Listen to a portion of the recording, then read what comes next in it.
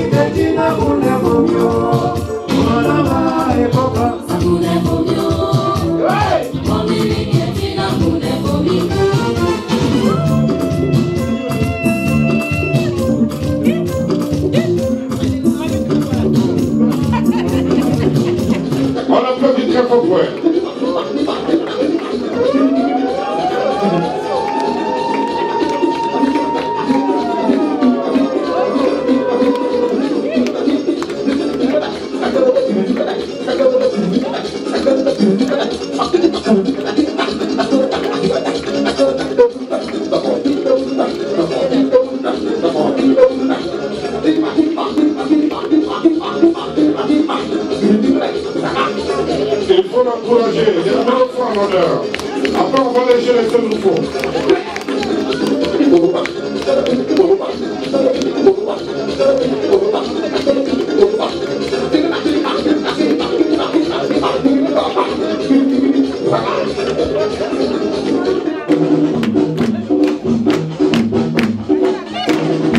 Venez, accompagnez-la. Je vois toutes les hommes venus danser avec elle.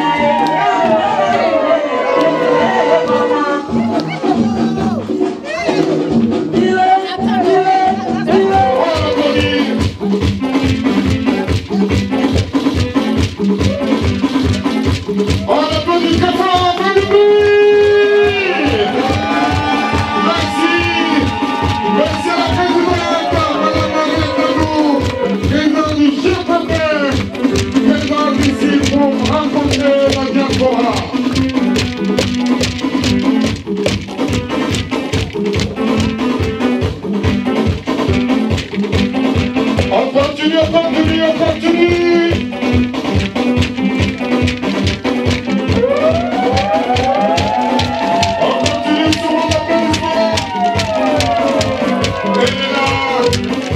Madame la Présidente, merci et bonne arrivée parmi nous. Merci, on va s'asseoir, merci beaucoup. Merci, on applaudit encore. Bien. Vous ne voyez pas que les femmes sont courageuses maintenant? Avant, on était à la cuisine, mais maintenant, c'est à part regarder. Donc, tapez les mains, s'il vous plaît. La bouée, yao. La bouée, yao. Iya pari munule, yao. Iya pari munule, yao. La bouée, yao. La bouée, yao. Iya pari munule, yao. Iya pari munule, yao. Tout simplement, je voulais dire merci à Mme Lagou. Merci pour ce que vous faites tout le temps, à tout moment pour votre passage à Paris. Merci de nous unir. Nous sommes toujours là pour vous. Et nous serons toujours là pour vous. Pour combattre, pour donner une place, une lumière à cette Côte d'Ivoire, cette belle Côte d'Ivoire. C'est ce que je voulais dire au groupe.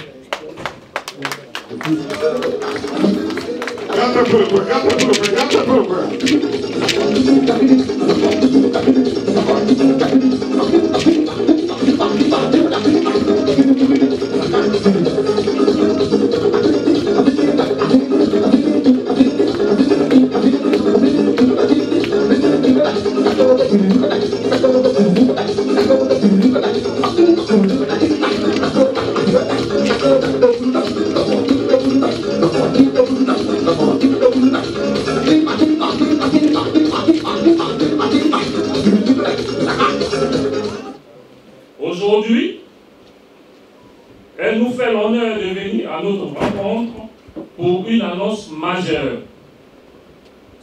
Sa déclaration à la candidature. Cet acte, qui est avant tout un engagement envers le peuple ivoirien, mérite toute notre attention et notre réflexion. Car au-delà des discours, c'est par l'unité, la solidarité et l'action que nous pourrons bâtir un avenir à la hauteur de notre aspiration. Cette rencontre est donc une opportunité précieuse pour nous, membres de la diaspora, de poser des questions, d'exprimer nos attentes et de partager nos préoccupations. Nous avons un rôle à jouer, non seulement en tant qu'observateurs, mais aussi en tant qu'acteurs du changement. Nos idées, nos expériences et notre expertise sont des ressources précieuses pour le développement de notre pays. Madame Henriette Lagou incarne une vision, celle de la Côte d'Ivoire unie, plus inclusive et tournée vers la paix. Son engagement politique est fondé sur des valeurs de dialogue, de paix et de prospérité partagée. À travers cette déclaration de candidature, elle nous invite à réfléchir ensemble aux défis qui nous attendent et aux solutions que nous pouvons apporter pour construire une nation prospère et unie. Je vous invite donc à écouter attentivement son message, à échanger avec elle et à envisager ensemble les perspectives d'un avenir meilleur. Car c'est dans l'unité et la concertation que nous pourrons bâtir une Côte d'Ivoire qui répond aux aspirations de tous ses filles et fils, où qu'ils se trouvent dans le monde. Après chaque discours, on fait un peu d'ambiance. Et celle qui arrive, comme j'ai pour habitude de le dire, c'est la reine. La petite fille, la petite reine des Baoulés, mais aujourd'hui c'est la reine des Baoulés. On applaudit très fort pour Savanala, Savanala. On applaudit très fort pour elle, Savanala. Salvanala, Salvanala. Bonsoir à tous.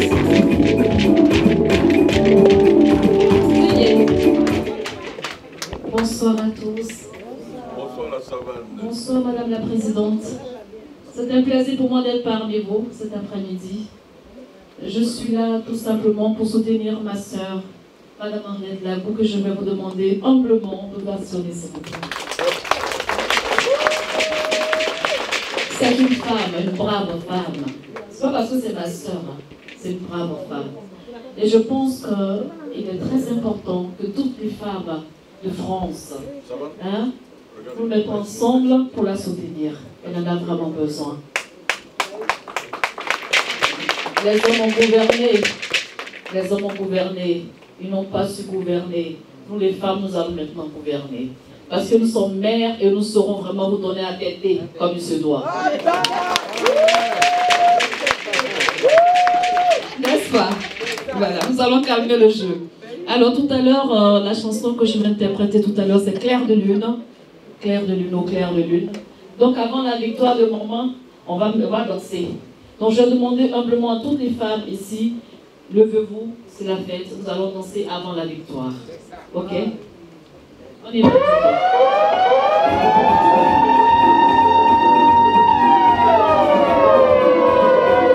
C'est bien dans la sauce.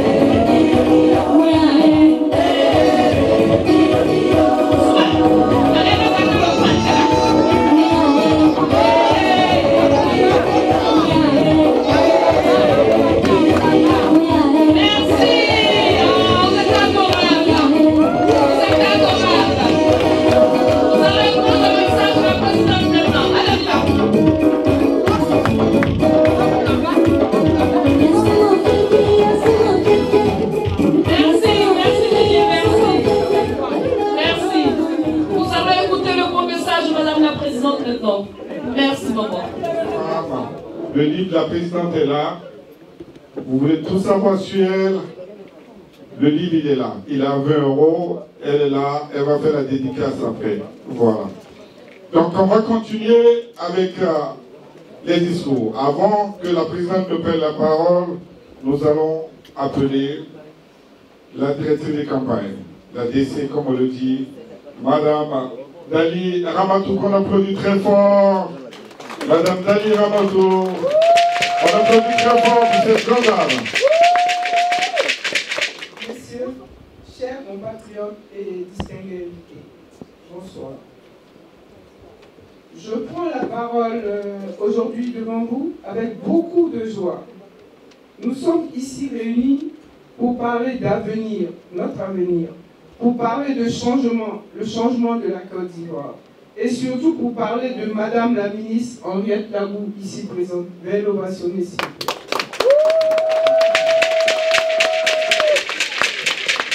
Une femme courageuse, une femme de conviction, une femme qui a consacré sa vie au service de la Côte d'Ivoire. Henriette Lagou n'est pas une nouvelle figure de la politique ivoirienne. Elle a une histoire, une expérience et surtout une vision. Ancienne ministre, elle a traversé des épreuves, elle a vu des défis de notre pays de près. Elle a toujours choisi le chemin du dialogue, de la réconciliation et de la paix. Son engagement politique ne date pas d'hier. Candidate à l'élection présidentielle 2015,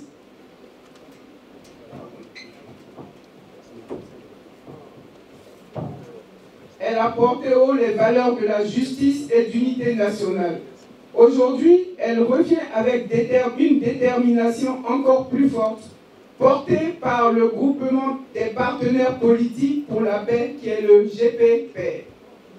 Un mouvement indépendant qui place la stabilité et la concorde nationale au cœur de son action. Pourquoi Henriette Lagou? Pourquoi elle et pas une autre? Parce qu'elle comprend la Côte d'Ivoire. Elle sait que derrière l'apparente sérénité, notre pays reste marqué par des fractures profondes. Elle sait que la réconciliation ne peut pas être un simple slogan, mais qu'elle doit être réelle, sincère et durable. Parce qu'elle incarne une politique de paix et de progrès. Son projet repose sur 4 piliers essentiels. La réconciliation nationale, un dialogue inclusif entre toutes les composantes de la société pour que chaque Ivoirien se sente respecté et impliqué. Une économie équitable, une prospérité qui ne profite pas à une minorité, mais à tous les Ivoiriens, avec des opportunités pour les jeunes, les femmes et les travailleurs. La préservation des valeurs ivoiriennes, l'hospitalité, la solidarité, le respect, les traditions et la tolérance doivent être au cœur de notre société. L'intégration de la diaspora. Voici un chapitre qui nous concerne, mesdames, messieurs, nous qui sommes présents ici. Nous savons qu'au fil des années, nous avons espéré. Nous savons que nous avons attendu en vain. Aujourd'hui, c'est peut-être l'occasion qu'on nous donne de saisir cette chance de pouvoir retourner chez nous. Chers compatriotes, Henriette Lagou est une femme de parole et d'action. Elle ne vient pas avec des promesses vides, mais avec une vision claire et des solutions concrètes. Aujourd'hui, elle vous tend la main. Elle vous invite à rejoindre ce combat pour une Côte d'Ivoire réconciliée, prospère et solidaire. Le choix est entre vos mains. Le changement est possible, la paix est possible et l'unité est possible. Avec Henriette Lagou, nous pouvons bâtir une Côte d'Ivoire meilleure. Vive la Côte d'Ivoire. Vive la paix et l'unité nationale. Je vous remercie.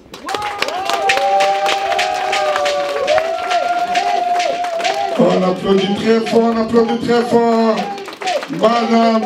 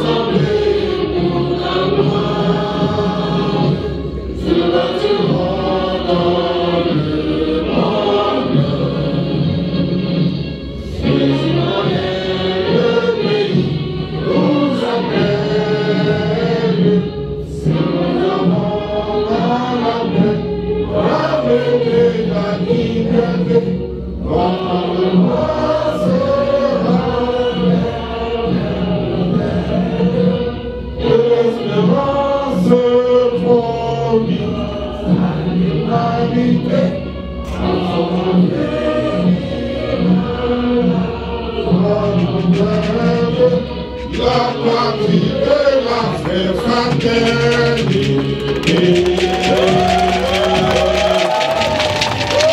On applaudit très fort.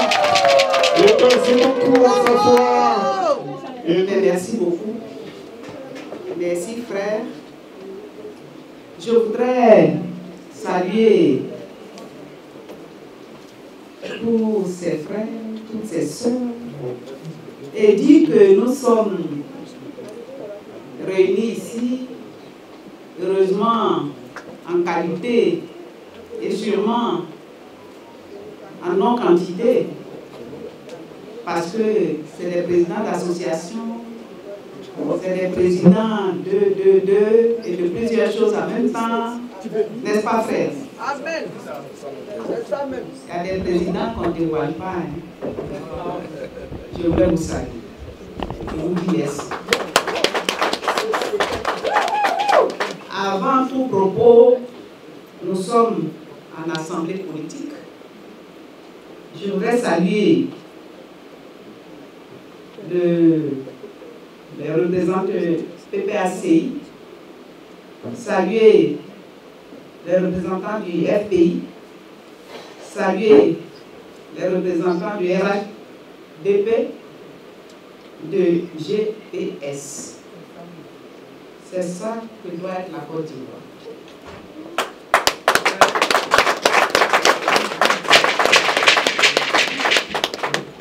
À notre convention du 22 mars passé, presque tous les partis politiques en activité, en action sur le terrain de Côte d'Ivoire étaient représentés.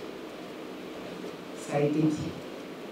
Parce qu'à des moments, il faut qu'on se comporte comme ça, qu'on se soutienne, et que l'extérieur sache qu'évidemment, on a des partis politiques. Nous avons des idéologies diverses, mais on reste quand même frères. On reste quand même sœurs. C'est ça l'unité de la Côte d'Ivoire. Je vous remercie. À votre retour, je voudrais vous demander de saluer vos mandants et leur dire que nous sommes pour la paix. Nous sommes pour que la Côte d'Ivoire avance. Et que c'est ensemble, à des moments, que nous allons pouvoir construire notre pays. Je voudrais saluer la presse.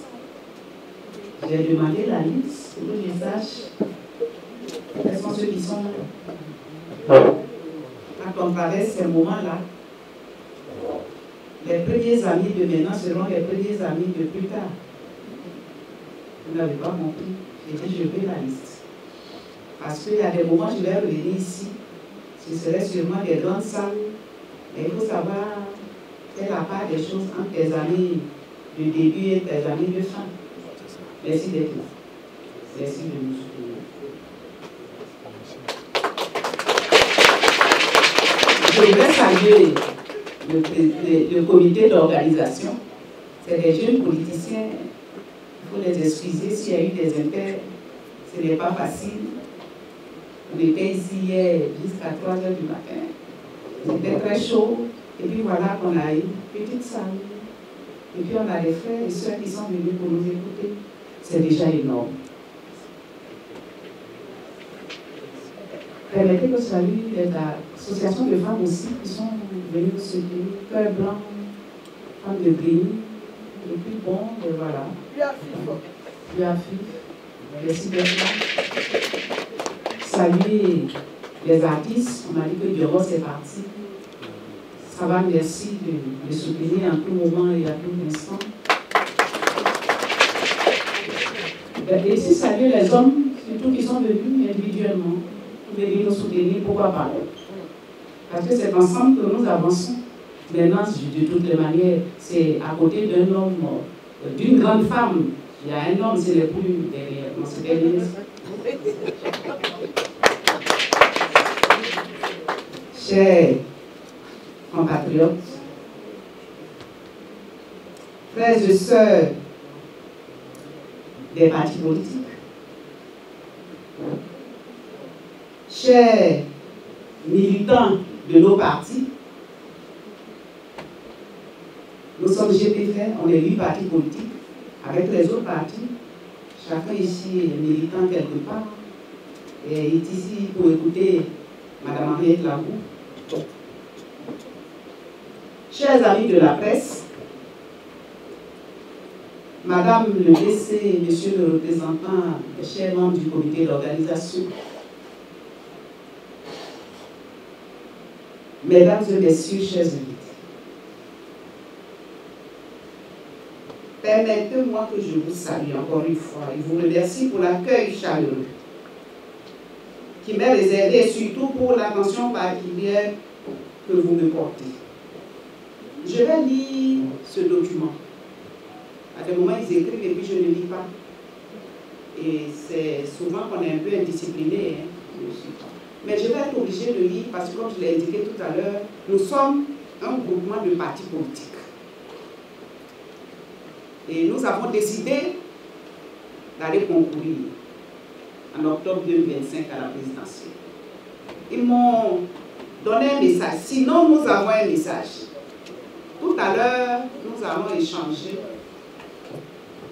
on dirait en long et en large, sans sujet tabou, pour qu'on se comprenne, pour qu'on se parle, pour qu'on se connaisse, parce qu'il y a beaucoup, avec beaucoup, on ne se connaît pas. C'est souvent qu'on voit à la télé des déclarations. Il y en a aussi qui sont ici à longtemps, ils ne sont pas venus au pays. Il y a des réalités sûrement qu'on ne maîtrise plus. Et quand nous arrivons comme ça, on se parle pour pouvoir se comprendre. Je vais donc lire ça. Quand je finis de lire le message à votre attention, parce que nos amis journalistes attendent ça, elle est candidate. Ils sont candidats. Qu'est-ce qu'ils veulent? Pourquoi sont-ils candidats? On va lire le document. Ça va vous servir, ça va vous orienter pour tout ce que vous allez dire. Chers compatriotes, je suis ici pour vous apporter les nouvelles de notre pays qui avance vers un renouvellement de sa présidence. Je suis devant vous aussi pour vous dire que je représente le groupement des partenaires politiques pour la paix en abrégé GPP. C'est un rassemblement au début de 4 partis politiques qui ont été rejoints par 4 autres partenaires politiques électoraux pour donner donc 8 partis qui ont en commun l'idéologie centriste.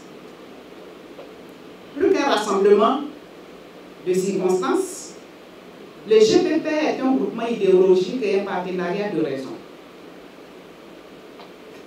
Tous les partis qui y sont représentés se sont engagés depuis 2019, date de la création du groupement, à promouvoir la paix. Nous disions qu'il y a à gagner en faisant la paix, à se battre en faisant la guerre. Depuis sa création, je nourris le rêve de voir toute la grande famille des centristes ivoiriens se retrouver et se rassembler dans un vaste mouvement qui va désormais imposer une 3e voie à la Côte d'Ivoire. À la suite de la gauche, de la droite, chères sœurs, chers frères, nous proposons la 3e voie qui est le centrisme. Nous le définissons comme la voie de la modération, le camp de la sagesse et du bon sens, ainsi que le chemin rassurant de la compassion, de la raison et de l'amour du prochain. Fort de cette concordance d'esprit et de notre vision de paix, j'ai été désigné par le GPP lors d'une convention le 22 mars 2025 à l'Hôtel Ivoire, candidat à l'élection présidentielle d'octobre 2025.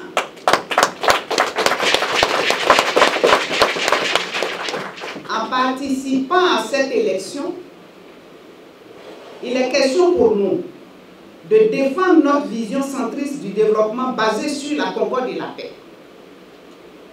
Je suis devant vous pour vous informer officiellement que je suis candidate à l'élection présidentielle du 25 octobre 2025.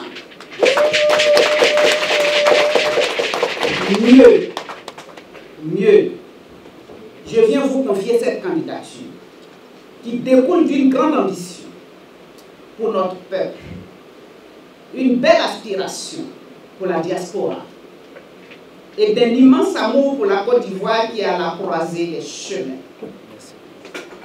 Chers compatriotes, après 15 années de pouvoir qui ont permis, il faut le dire, que notre pays soit calme aujourd'hui, mais avec une sérénité apparente qui ne saurait masquer les profondes fractures qui persistent, devons-nous changer ou continuer?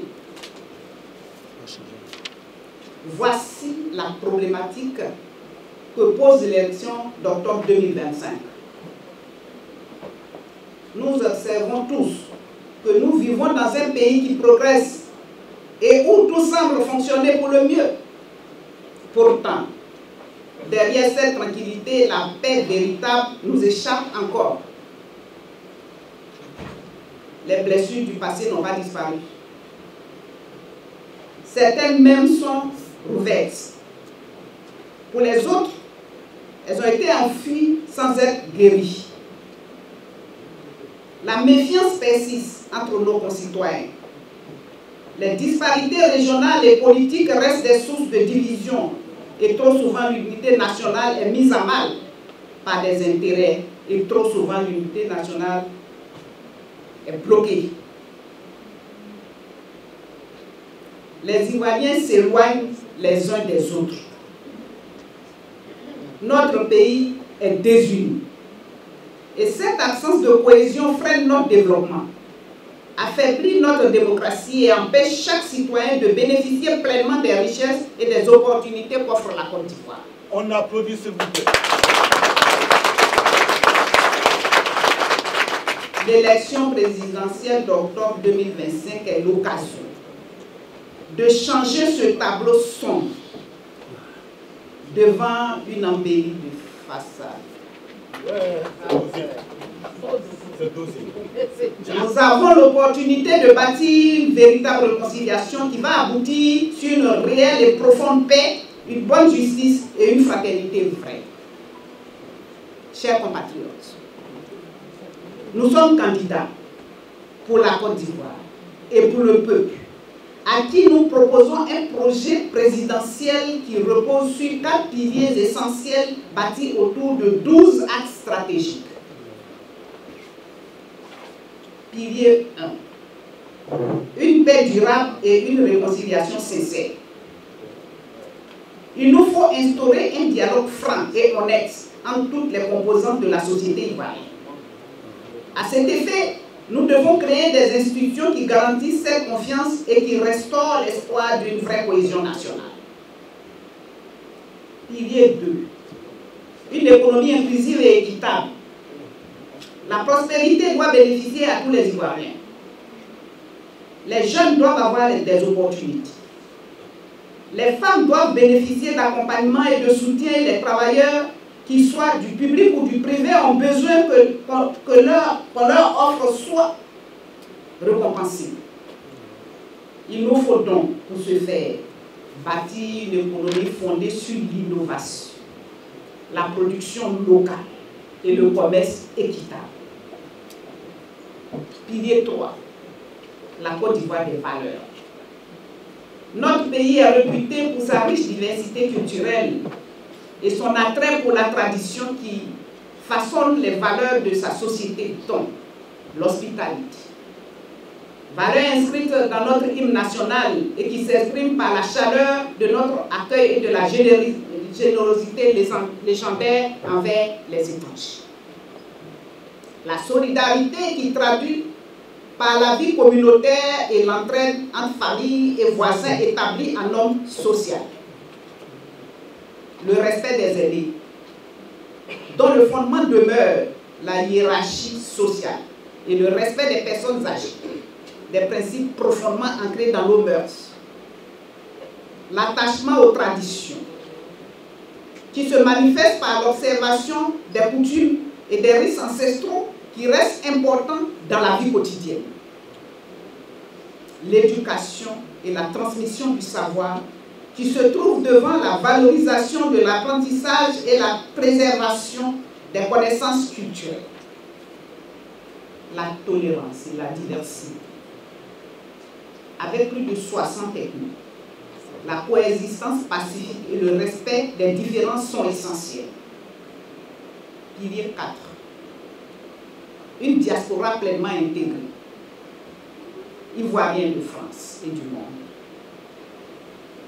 Vous constituez un formidable atout et puissant levier de développement. Il faut le savoir. Vos compétences variées et multiples, vos initiatives inspirantes et votre attachement à la mère patrie sont de précieux indicateurs de progrès de notre pays. Il est temps de vous impliquer pleinement dans le renouveau de la Côte d'Ivoire, avec des mécanismes qui encouragent l'investissement et facilitent votre contribution au projet national. Sur les 4 piliers reposent 12 axes stratégiques qui sont apaiser la vie politique en renforçant la démocratie. Il s'agit essentiellement de renforcer les pouvoirs des partis politiques qui existent et qui fonctionnent. Moderniser l'économie par l'assainissement du cadre macroéconomique. Nous allons développer une économie moderne par la mécanisation de l'agriculture, la diversification et la transformation des produits agricoles. Jusqu'à présent, on est encore à la tabac et à la machette. Il faut mécaniser l'agriculture. Nous comptons aussi développer le réseau ferroviaire en créant la voie ferrée de la côtière, la voie ferrée de l'Est et la voie ferrée de l'Ouest, pour compléter celles déjà qui existent au centre et au nord. Éradiquer la pauvreté par l'élaboration de programmes spéciaux en direction des jeunes, des femmes et de la diaspora. Notre projet envisage un système de formation adapté au marché du travail et à l'auto-emploi des femmes et des jeunes, ainsi qu'à l'instauration de mécanismes incitatifs en faveur de l'implication de la diaspora aux activités économiques, sociales et culturelles. Merci. Par la création de l'Office national de la diaspora.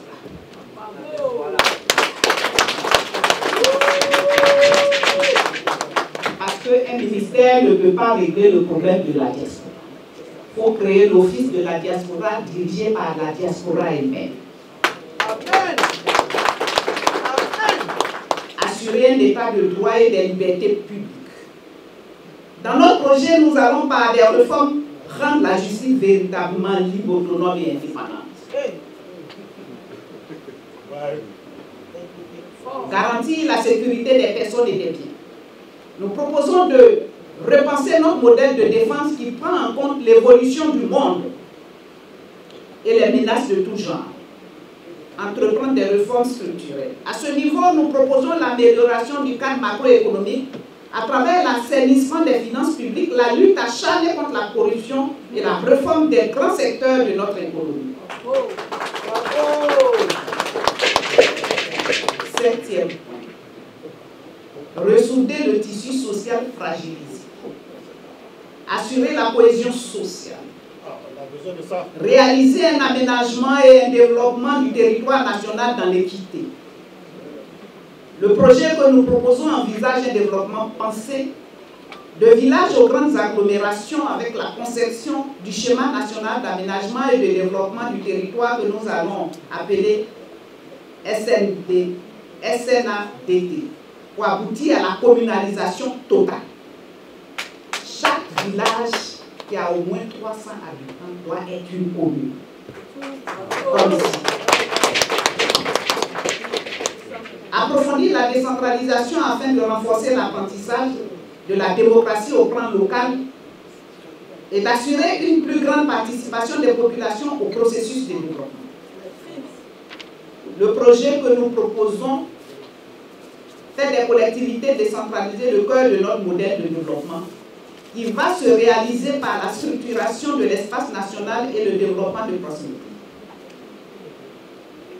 Assurer un social les plus hardis avec l'amélioration de l'accessibilité et de la qualité des services sociaux de base, santé, éducation gratuite, protection sociale, électrification eau potable. Nous nous sommes promenés en Côte d'Ivoire, on est partis dans tous les villages. Il y a longtemps, nous, on est en Côte d'Ivoire. Voilà. Quand on a fini ici, nous, on est assis là-bas. Et on va de village en village. On connaît les besoins réels des populations. Les gens souffrent. Nous proposons la création de fonds de formation, d'éducation, de scolarisation et d'apprentissage, en abrégé FESA, qui va permettre la scolarisation gratuite de vraiment. C'est de ça qu'on a besoin.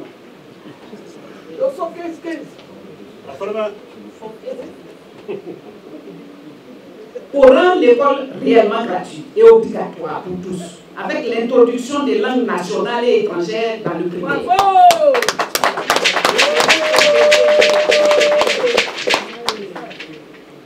Un centre hospitalier universitaire CHU sera construit dans chacune des 10 régions que nous envisageons créer. Aujourd'hui, à 31 régions, c'est trop restreint. Il faut 10 grandes régions avec des départements de telle sorte à ce que les régions puissent coordonner et que les départements puissent être à l'œuvre. Aujourd'hui, les régions construisent les écoles, ce n'est pas normal. Il faut que ce soit les départements qui construisent les écoles. Les régions ne feront que coordonner.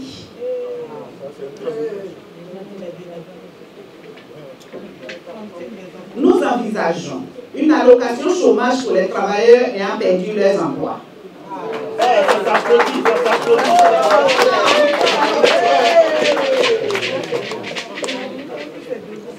L'électrification des villages. Aujourd'hui, nous avons 8000 villages en Côte d'Ivoire. Peut-être un peu plus. Ce n'est pas évident que plus de la moitié soit électrifiée. La fourniture d'eau potable sur l'étendue du territoire. En Côte d'Ivoire, c'est la seule ici seulement, il n'y a pas de concurrence. On paye l'eau. Il faut développer. Il faut que tous les villages aient de l'eau. L'eau, c'est la nappe phréatique. Ça est en bas, partout dans le monde.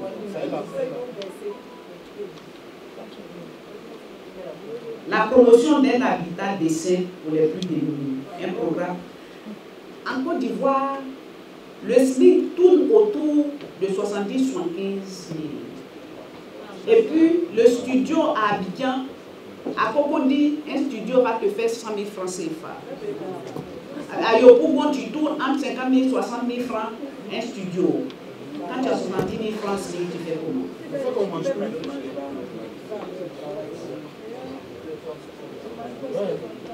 Un programme santé pour tous, qui dans sa phase globale permettra de mettre en place un système d'assurance santé pour tous, AST, que nous avons déterminé, sur cadre supérieur de protection sociale. Ce n'est pas assurance maladie pour tous, ça ne règle pas le problème.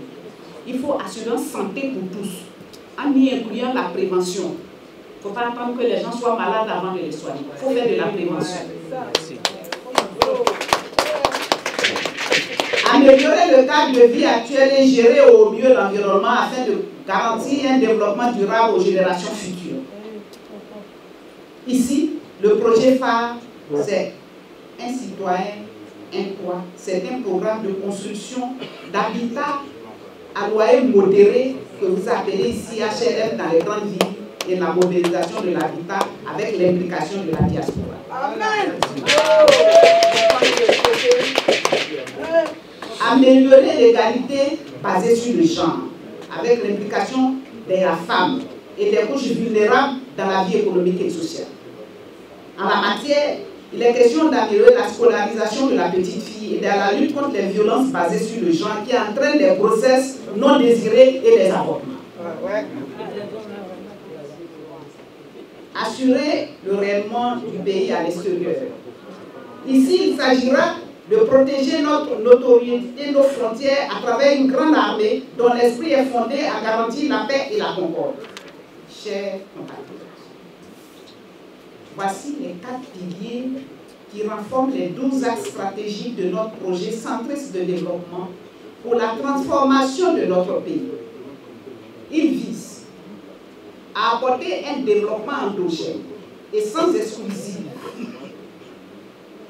à toutes les régions, à toutes les couches sociales et à toutes les sensibilités du pays, par une répartition équitable des fruits de la croissance que nous allons générer. Le partage du fruit de la croissance est très cher à notre idéologie centriste, car il vise à faire de la Côte d'Ivoire, avec l'appui de partenaires, un pays moderne, économiquement fort, militairement puissant, aux institutions crédibles et solides, et résolument tourné vers la paix et la concorde pour le bonheur de ses habitants. Chers compatriotes, nous ne pouvons pas simplement nous satisfaire d'une Côte d'Ivoire calme. Nous devons exiger maintenant une Côte d'Ivoire en paix, solidaire et forte. Nous devons dépasser les clivages du passé et unir nos forces pour construire une nation où chaque citoyen se sent en sécurité, respecté et impliqué.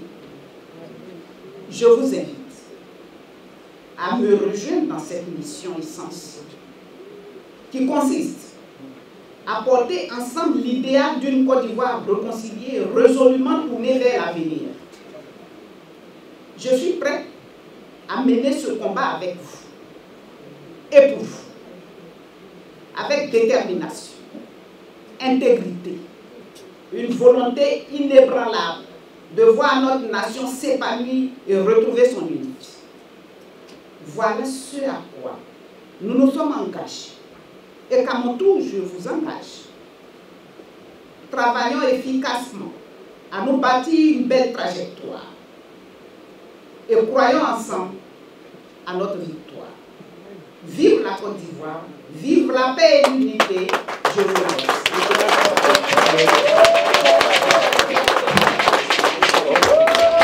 On applaudit très fort la présidente, Madame Henriette Lagoux. On applaudit très fort pour elle. Merci pour ces paroles fortes, Madame la Présidente. Merci, merci et merci. Merci à vous les invités. On applaudit encore. Voilà, on applaudit très fort.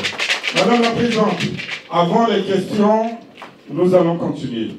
Et vous avez dit tellement de paroles fortes que ces paroles-là vont être bénies par un chantre de Dieu. Et celui qui arrive maintenant, on applaudit très fort pour le chantre de l'Éternel, l'homme de Dieu, Nestor David. On applaudit très fort pour Nestor David. Nestor David. On applaudit jusqu'à ce qu'il arrive. On applaudit très fort pour l'homme de Dieu, Nestor David. Merci, homme de Dieu. Merci beaucoup, que Dieu vous bénisse. Amen. Je suis de passage à Paris et c'est hier que j'ai vu madame la présidente, c'est ma maman. J'étais venu pour un programme en bas et je l'ai vu ici, j'ai promis de passer pour rendre grâce au Seigneur, bénir le Seigneur pour ce grand projet qu'elle a pour notre pays, la Côte d'Ivoire. Est-ce qu'on peut applaudir très fort madame la présidente? C'est ma maman, ça fait plus de 15 ans que je suis avec elle, donc je suis là aussi pour rendre grâce à Dieu. Parce que nous vivons, c'est par la grâce de Dieu. Est-ce qu'on peut pousser des cris de joie pour Dieu? Alors on va se tenir tous debout. C'est Dieu qui nous garde, c'est Dieu qui nous protège. Nous sommes déplacés de chez nous, nos différentes maisons, lieux, pour arriver ici. C'est par la grâce de Dieu. Et tout ce qui a été dit, c'est par la grâce de Dieu que cela se effectuera. Est-ce qu'on peut pousser des cris de joie?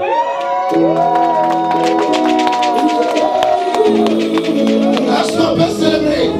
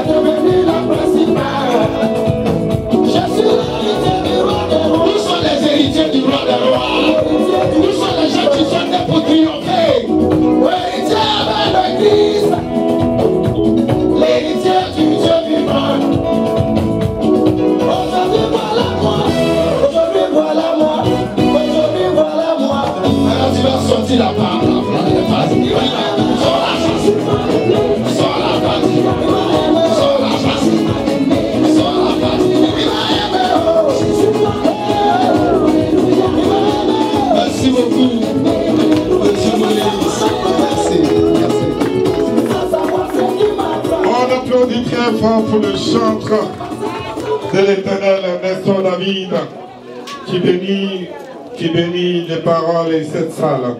Merci, merci, merci. On va continuer et comme je le disais, je vais passer tout à l'heure pour ceux qui ont des questions. Faites-moi signe, je passe. Est-ce que vous allez bien? Ma première question, est-ce que vous allez bien? Est-ce que vous êtes en forme? Ok. Je vais rebobiner un peu votre vie politique. Vous êtes entré au gouvernement, coopté par le PDCI d'Henri Konan Bédié. Et après, en cours de route, vous avez changé d'opinion. Vous êtes devenu pratiquement une bagoïste. Vous avez même été présidente de l'association 2 millions de filles Koupako. Si j'ai bonne mémoire, mais je sais que c'est vrai.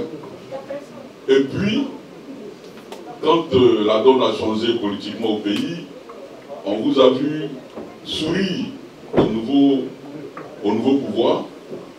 Vous avez collaboré avec lui jusqu'à même occuper un poste à la CEI. Ma question, aujourd'hui, la CEI vient de publier la liste des votants. Ils ont écarté 4 grands noms de ce pays. Est-ce que vous avez un avis là-dessus? Qu'est-ce que vous avez à dire?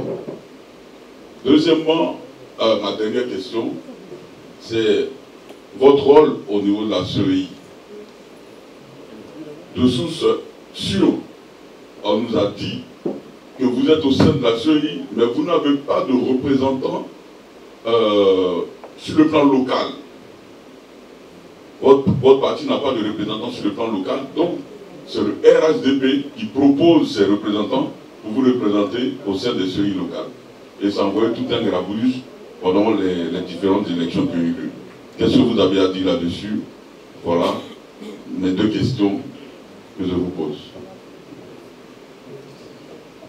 Nicolas.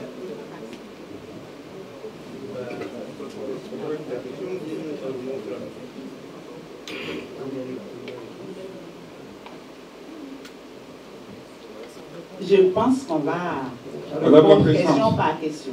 On va procéder question par question. Ça permet d'élaguer un certain nombre de choses. Merci beaucoup. Merci beaucoup. Il a demandé si je suis en forme. Je ne sais pas si on lui a dit que je suis malade. Je suis très en forme.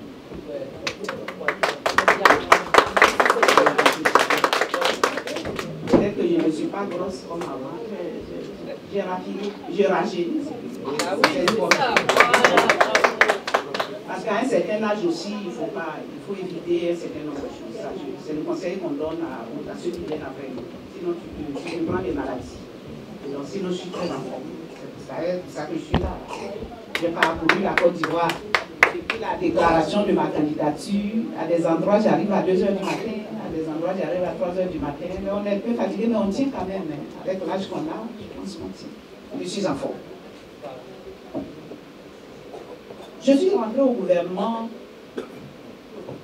du président Laurent Gbagbo en 2000 avec mon frère H4 et puis Brodrébé, parce que proposé par le PDCI, parce que le président Gbagbo avait décidé en son temps de faire un gouvernement d'ouverture, a discuté avec le PDCI qui a donné son accord parce que j'étais jusqu'au niveau du bureau politique du PDCI.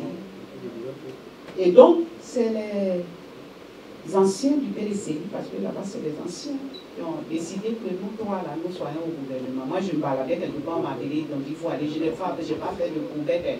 On dit non, vu ce que tu as fait au moment où le président Guéhi est en train de tirer sur la maison des militaires. Ce n'est pas le président Guéhi, c'est les militaires, excusez. On faisait le bouclier humain, voilà, avec les hommes, je ne dirais pas.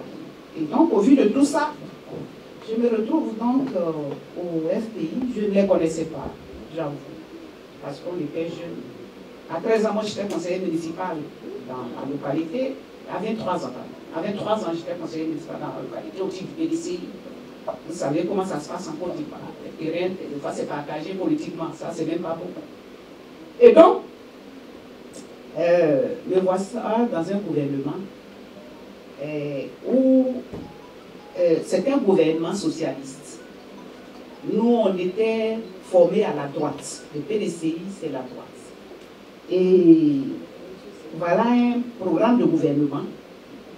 Ben, en tant que jeune femme intellectuelle travaillant pour son pays, je regarde le programme de gouvernement et le plan qui m'a été donné, qui volet femme, famille, enfant, ce plan social-là, je le prends à bras-le-corps.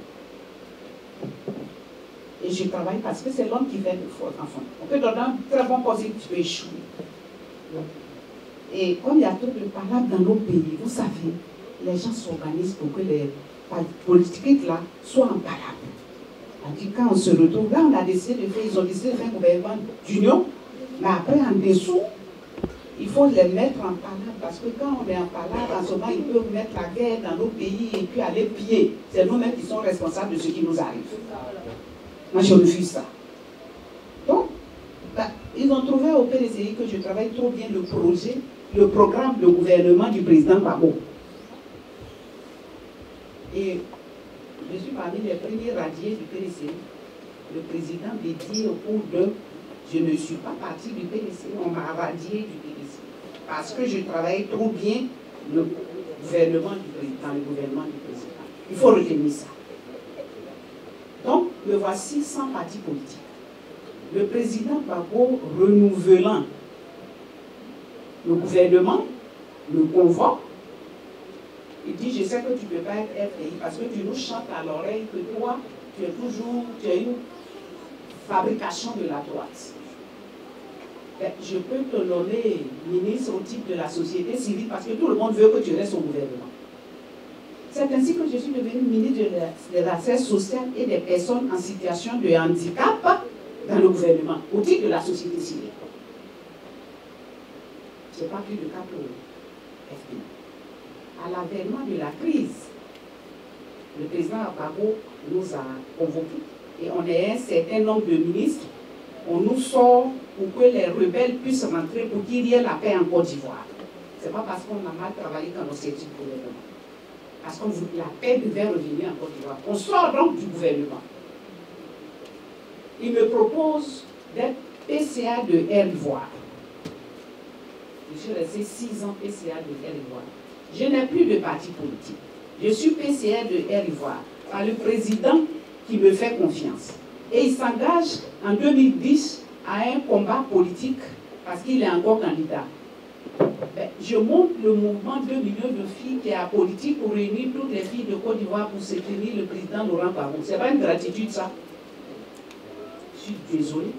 J'aurais pu ne rien faire. Mais j'ai conduit 2 millions de filles jusqu'aux élections. Et puis il y a eu la crise, je suis partie en exil au Ghana. Je n'étais pas FDI, je n'étais pas dans leur parti. Mais les fusils qui étaient en train d'être tirés, si tu restais, tu mourrais. Je me suis retrouvée en exil. Au Ghana, je n'ai pas pris de Ghana Refugee Board, non. Parce que je me dis qu'il fallait que je revienne dans mon pays. Pendant que les gens pourraient pour aller prendre les documents de réfugiés pour qu'on les paye, je n'ai pas pris de documents de réfugiés. Et puis j'ai créé mon parti politique, le RPCP. Le RPCP est né au Ghana. Parce que je retourne en Côte d'Ivoire, je viens faire de la politique. Je ne suis plus PDCI, on m'a radié. Après, quand on te radie en coulisses, on te fait la cour pour revenir, j'ai dit je ne reviens pas. Je ne suis pas FDI, parce que je ne suis pas formé de la gauche. Je fais comment quand je veux faire de la politique? Je fais dans le vide? Non, je crée un parti politique. C'est avec ce parti politique que je suis revenu en Côte d'Ivoire pour le dialogue, quand le gouvernement installé du président Ouattara a appelé au dialogue de tous les Ivoiriens, de tous les partis politiques. Nous nous sommes retrouvés la première réunion à Kassam. Les partis politiques étaient représentés, les FPI sont là, ils étaient représentés par Odette Olorognon, et puis Dano Guégué, et puis après on s'est retrouvés au plateau pour la seconde réunion. Le PDCI était représenté par Guikawe avec aussi le FPI. Voilà comment on a entamé le dialogue politique qui s'est soldé en 5 phases. Alors c'est pour vous dire, quand vous parlez de virer, de changer, moi ça m'étonne, virer, changer. Moi ces mots-là, je ne les connais pas dans ma vie politique. Je me positionne par rapport à mes convictions. Et puis je ne trahis pas, parce que si tu trahis, ça te rattrape devant. Alors, j'étais à la CEI. C'est le dialogue, la 4e phase du dialogue politique qui a mis en place la CEI que vous voyez là. Nous étions tous dedans, nous tous on a signé. PDC, FPI, GPN, LMP, RADP. Il y a eu le Premier ministre, non, pas Aoussou. Il y a eu le Premier ministre qui est mort là. Après, avec Bakary. Tous nous avons signé. Vous pouvez demander. Ils sont tous morts. Non, Aoussou n'est pas encore mort. Aoussou vit. C'est Ahmed Bakayoko et Amadou Bo qui sont morts. Alors, on ne sait pas, ils sont morts. La mort, ça frappe tout le monde. Ma fille, mon seul enfant est mort devant moi dans ma mère. Donc, ce n'est pas quelqu'un qui tue quelqu'un. Quand le temps de Dieu veut personne. Sauf si c'est autre chose. Ça, je sais pas. Mais toujours est-il que ce dialogue-là, la CEI était là, nous tous on a signé. La composante, on a tous signé, on était d'accord. On était d'accord qu'il y ait un représentant du président de la République.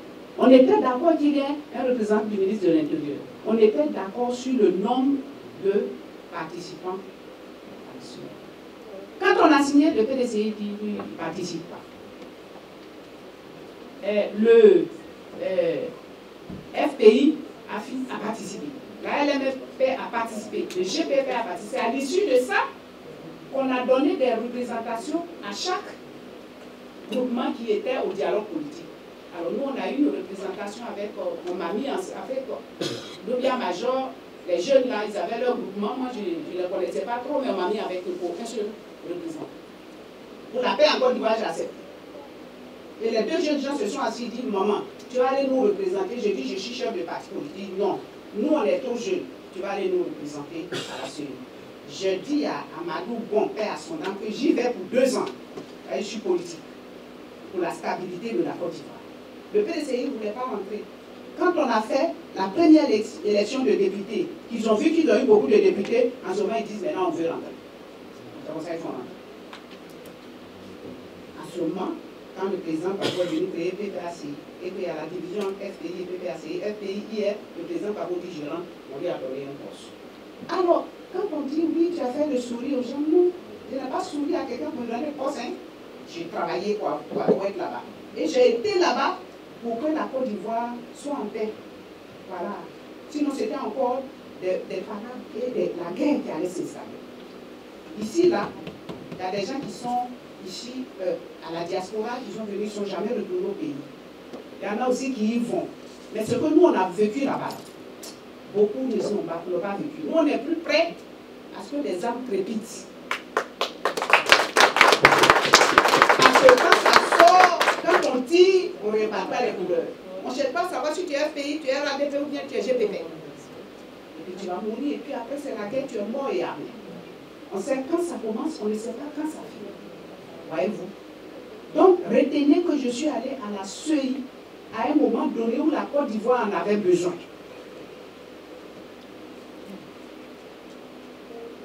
La liste électorale est sortie. Moi, je suis restée 2 ans à la CEI. La commission centrale, tout le monde a le droit de dire ce qu'il pense. Quand vous me voyez en travaux, à la CEI, ce que je me dis, je ne peux pas dire. Quand ça ne va pas, on tranche. Et moi, ça m'a fait plaisir parce que en tant que femme politique, j'ai été à la CEI, j'ai vu l'organisation des élections et je suis en train de... J'ai vécu la pratique des candidatures. Je suis allée voir la pratique de l'organisation des élections. Et aujourd'hui, je m'en vais à la pratique des élections. Je ne vois pas les mêmes choses que les autres voient. Parce que les autres ne savent pas ce qui se passe là-bas. Et puis après, dans nos pays, on dit opposition, opposition. En France, ici, il y a opposition. Il y a la gauche, il y a la droite. Et puis chez nous, on dit opposition. Parce qu'on veut qu'on... Quand tu es opposé à quelqu'un, vous allez vous battre. Il faut qu'on nous oppose. Nous, on est des centristes. Il a apporté une nouvelle façon de faire la Côte d'Ivoire. Alors, ils ont retiré les 4 grands. Qu'est-ce que moi j'en pense? Est-ce que moi je suis la justice? Je ne suis pas la justice. On nous dit que telle personne a des problèmes avec la justice. À la CEI, quand moi j'y étais en tout cas, quand on doit aller vers les élections, ceux qui doivent candidater, même la liste électorale, la révision, le travail qu'on fait en arrière, on demande à la justice de nous donner toute la liste de ceux qui ont maille à partir avec la justice. C'est au vu de cette liste-là que nous maintenons les gens sur la liste ou que nous ne retenons pas. Si toi-même tu as eu à faire la justice et ton casier judiciaire est gâté, c'est moi qui vais réparer. Ah. Donc, chacun des grands là, il y a une raison de non-existence sur cette liste. Vous voulez dire que moi je vais penser quoi? C'est bon ou c'est pas bon? C'est la justice qui a donné son papier et qui a permis aux gens de la CEI de retirer les gens sur la liste. Donc moi je pense qu'il faut s'adresser à la justice pour vous donner des plus amples explications, mais pas à nous les hommes politiques. Et puis après, c'est vrai que vous êtes journaliste, c'est vrai, toutes ces questions, ça fait que les journaux se vendent bien. Ça entraîne toujours des palabres. C'est-à-dire, je me suis rendu compte quand tu vas dans les journaux, tu vas, excusez-moi, je dis ce que je pense. Pardon. Quand tu n'insultes pas, on ne te prend pas au sérieux. On dit, oh, elle va arriver là, nous on sait qu'elle va les allumer. C'est ce qu'on attend de toi. Hein. Non, là je suis venue pour dire à la diaspora ce que je vais faire si je suis président de la République. Et puis leur dire qu'ils ont leur part dans ce que nous envisageons faire. Et puis ça, c'est un projet de société qui peut être amélioré par eux-mêmes leur participation.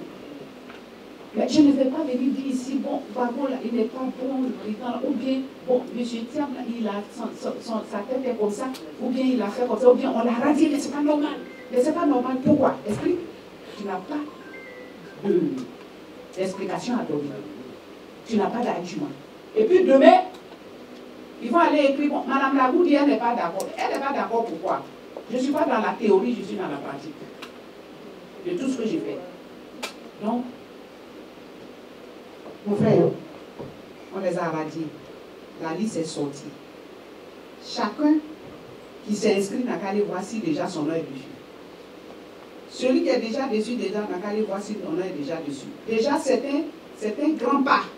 Une liste définitive sorte, ce n'est pas évident. Donc si c'est sorti à temps, parce qu'il y a des normes. Dans la loi électorale, il y a des dates où la liste électorale doit sortir. La liste provisoire, il y a une date. La liste définitive, il y a une période. Si vous ne sortez pas, après vous êtes caduque. En ce moment, les élections ne peuvent plus se faire. Et puis le pays tombe dans le chaos. Est-ce que c'est dans le chaos qu'on veut tomber? Non. Je pense que j'ai répondu à votre préoccupation. Et ensuite, vous parlez pas de représentants au plan local. Vous parlez de... J'ai dit son nom parce que quand il parle, il dit mon nom. Il y a un petit député, il se promet ça grâce à la sœur qu'il est devenu député d'Ossimon. Oui, au départ, ils n'ont pas voulu participer. Maintenant, quand ils ont participé, ils ont eu des députés. Ceux qui restaient, même pas chefs de classe, sont devenus députés. Et donc, ils se promènent. Vous dites, Madame Lagou n'a pas de représentant au plan local. Il dit, on n'a pas de députés. Au moment où on était des partis politiques, où on n'avait pas de députés, où on allait échanger au niveau du dialogue direct, politique, où on faisait des séances jusqu'à 2h, 3h du matin, jusqu'à ce qu'on sorte cette sœur-là, qui les a élus comme députés. En ce moment, ils n'ont pas dit qu'on n'a pas de députés et qu'on est des partis faibles. C'est maintenant que tu es député, tu as la bouche pour parler dans les micros, tu dis, Madame Lagou n'a pas de député. Mais ce n'est pas avec les députés, ce n'est pas les normes pour être à la suite. Les partis qui ont été sélectionnés, qui sont à la suite, ont des représentants, donc des représentants, tant au niveau central qu'au niveau local. Donc, le PDCI a un représentant au niveau central, a des représentants au niveau local. La LMP, pareil. La mesure n'était pas, il faut avoir des députés. La mesure, c'était qu'il faut avoir participé au dialogue direct et il faut avoir été retenu pour que tu puisses avoir un représentant à la CEI, Centrale Com. Et ça, tout ça, on a signé. Alors lui n'était pas là, il rêvait quelque part, il dormait. On a fait tout ça, ça a préparé son lit, il est devenu député, et c'est ce qu'il raconte. Je suis sûr que c'est la même question. Ce n'est pas représentation locale, c'est représentation au niveau de l'Assemblée nationale. Je vous remercie. On applaudit très fort, on va continuer les questions et nous allons passer le micro à M. Dosso.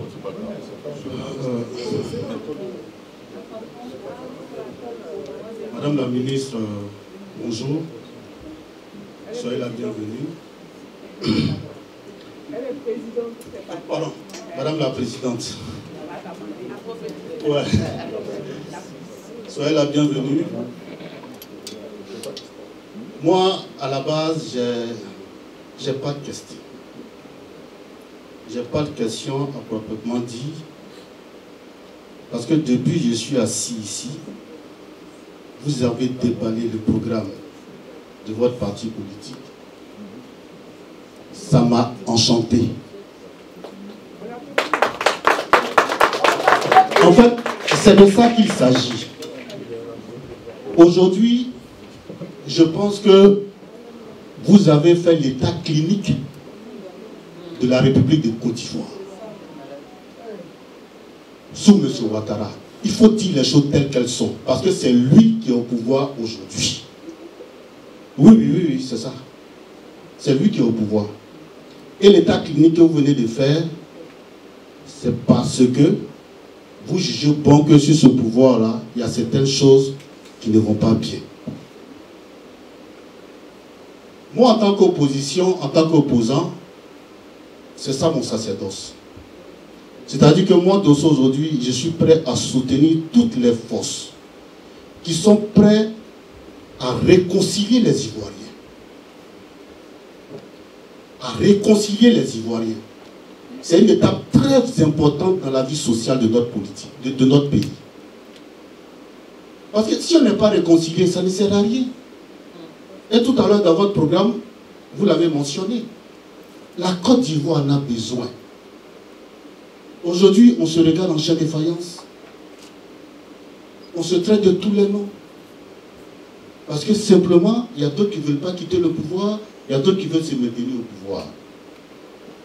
Madame la ministre, Madame la Présidente, excusez-moi. Aujourd'hui, je suis là pour vous apporter mon soutien.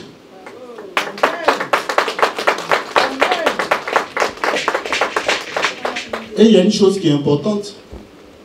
Depuis que Côte d'Ivoire est Côte d'Ivoire là, donnez-moi le nom d'une femme qui est devenue présidente de la République en Côte d'Ivoire. Bon, elle là, si on l'aide là, ça fait quoi? Si on l'aide là, ça fait quoi? Elle est très fort. Je pense que les femmes sont nos mamans. Elles nous connaissent mieux. Et moi, je vous dis, quand je me couche le soir, quand je réfléchis, je dis, bon, tout ça là, ça suffit ça. Pour notre pays là, donnons aux femmes, elles vont gérer, on va finir ça. Alors, Madame la Présidente, je m'engage, sans que vous m'ayez demandé quoi que ce soit, moi, Dosso Vassaloussi, je m'engage à vous aider pour ces élections d'octobre 2025. Dans le domaine qui me sied le plus, qui est la communication sur les réseaux sociaux. Sur ce, mesdames, messieurs, je m'arrête là, je vous remercie. Grand influenceur.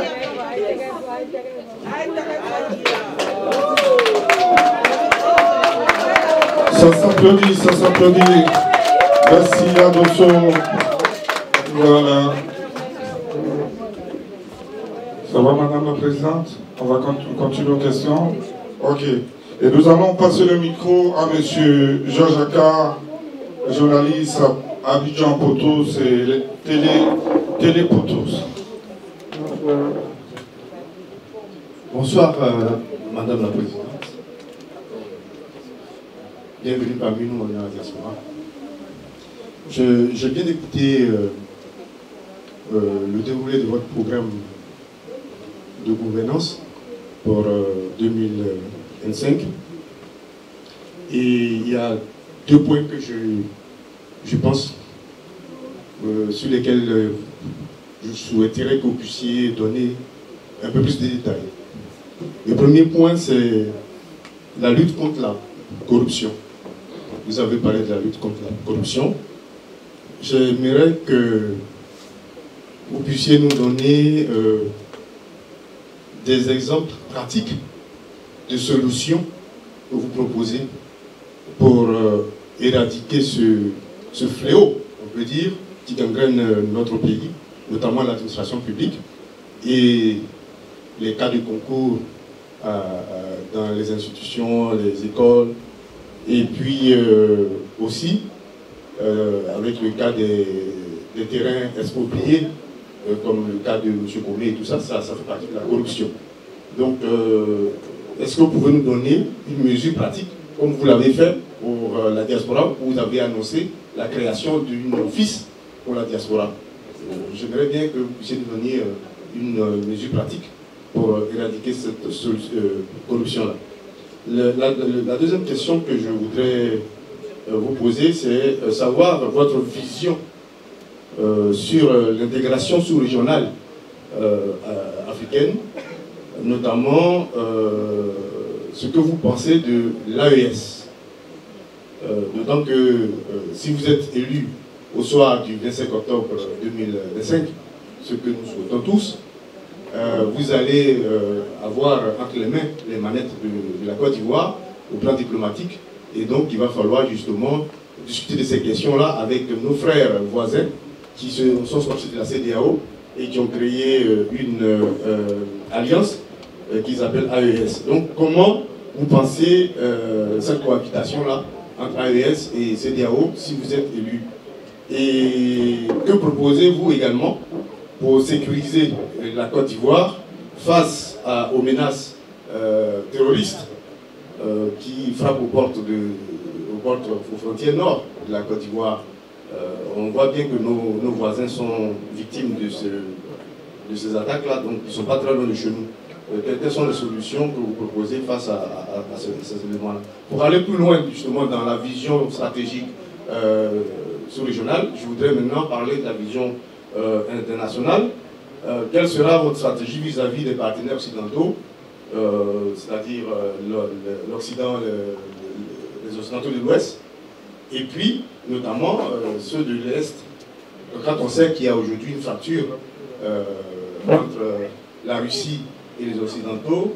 Quel est le positionnement que vous allez avoir pour la Côte d'Ivoire par rapport à ce partenariat-là? Et puis, sans oublier la Chine qui s'installe, on va dire discrètement, mais sereinement en Afrique, notamment en Côte d'Ivoire. Donc, quels sont les éléments que vous avez à nous proposer par rapport à votre programme de gouvernance? Bon, je voudrais finir sur un petit point qu'a relevé mon confrère Iré sur la CEI, pour lequel j'attendais une réponse, mais bon, je pense que je vais éventuellement ajouter ça comme dernier point. La liste électorale est bien sortie, elle a été validée, vous avez donné votre point de vue là-dessus, vous êtes candidate déclarée. Est-ce que vous faites confiance à cette liste électorale-là quand on sait qu'elle est dénoncée par la coalition CAP Côte d'Ivoire, le PPACI, et puis qu'également nous sommes tous au courant qu'il y a des irrégularités flagrantes dans cette liste-là? Est-ce que vous faites confiance à cette liste-là en allant à cette élection-là? Voilà donc les questions que je voudrais vous soumettre. Merci, Madame la Présidente. Merci beaucoup. Merci, cher frère. Merci beaucoup. Il y a eu quelques questions. On va dire ce qu'on pense, votre point de vue. Voilà. Vous avez parlé de la lutte contre la corruption. À part, sinon, je me dis, au-delà des pays dits avancés, même dans les pays dits avancés, il y a tentative de corruption. Donc ça, c'est le propre de l'être humain. Maintenant, comment contrôler? C'est trouver des mesures pour pouvoir contrôler le plus le fonctionnement dans tous les secteurs. Et chez nous, c'est plus, on perçoit plus parce qu'on n'a pas informatisé encore tous les secteurs. Moi, je suis du Trésor public. Je suis administrateur général des services financiers, ENAC, de Côte d'Ivoire. Là, j'ai pris ma retraite là, en décembre. Je travaillais plus de 15 ans au Trésor. À un moment donné, le circuit des dépenses publiques n'était pas informatisé. On travaille jusqu'à un certain niveau des mandatements, des ordonnancements, et puis après, quand on arrive au paiement, c'était manuel. Au moment de ma formation, que j'ai fait ici au ministère des Finances à Bercy, un logiciel était développé de telle sorte à ce que la finalisation du cheminement des paiements publics soit prise en compte par le système informatisé qu'on appelle le SIGFI. Ça fait que ça limite des tentatives de corruption. Au départ, pour payer, lui va dire, bon, écoute, donne-moi ça et puis après je vais te payer. Mais c'est la machine qui programme. Ce n'est pas l'homme qui programme systématiquement. La machine, c'est systématique. Ça va faire que ce serait du premier entrée, premier sortie. Premier service. Premier entrée, premier service. Du FIFO, en jargon des finances. Dans ces conditions, ça limite. C'est pour ça que je dis qu'il faut trouver les procédures. C'est l'informatisation. Ensuite, nous avons des contrôles postérieurs qui font que, parce que moi, en plus, je travaille à la CNTS, j'étais contrôleur de gestion, après j'étais contrôleur interne.